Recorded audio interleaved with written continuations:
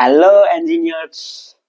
आज हम देखेंगे मैथ्स 1 का आईएमपी टॉपिक लैग्रेंजियन मल्टीप्लाई, जो जीटीयू में 4 मार्क्स में फिक्स है। जो लैग्रेंजियन मल्टीप्लाई है वो जीटीयू में 4 मार्क्स में फिक्स है। पहले हम थोड़ा देख लेते हैं कैसे पता चलता है कि क्वेश्चन में लैग्रेंजियन मल्टीप्लाई का क्वेश्चन है। को आपको पता चलेगा, फंक्शन दिया होगा 3 वेरिएबल या 2 वेरिएबल का फंक्शन दिया होगा, फिर आपको कंडीशन दी होगी, फिर आपको ऐसा दिया होगा स्टेशनरी पॉइंट मींस मैक्सिमम या मिनिमम कोई भी डिफाइन करने का दिया होगा। क्वेश्चन में दिया होगा मैक्सिमम या मिनिमम फॉर तो let function xyz be a function of 3 variables xyz and the variable be connected by the relation। ऐसा नहीं कि 3 वेरिएबल 2 वेरिएबल भी होगा, और फंक्शन दिया होगा उसको इक्वेशन 1 नाम देंगे, फिर गिवन कंडीशन दी होगी उसको इक्वेशन 2 नाम देंगे,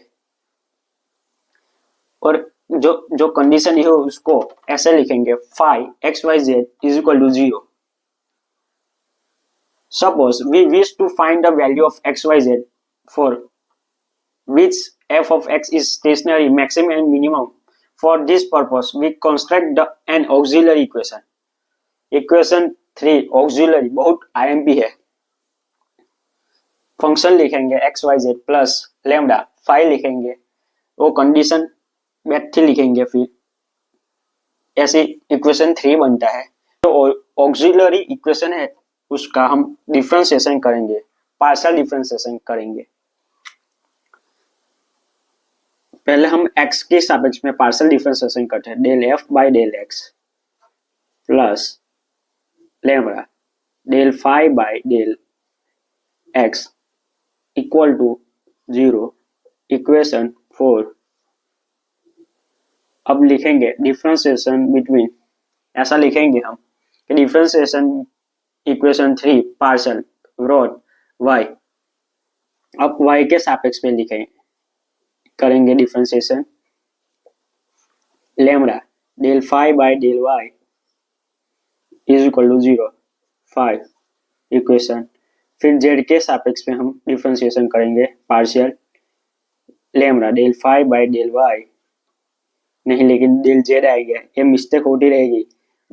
जो भी फंक्शन है वही लिखने का डिफरेंशिएशन में। Equation 6। Equation 4 5 6 are Lagrangian equation, और ज्यादा समझने के लिए हम अगले लेक्चर में हम लैग्रेंजियन मल्टीप्लाई का सम देखेंगे।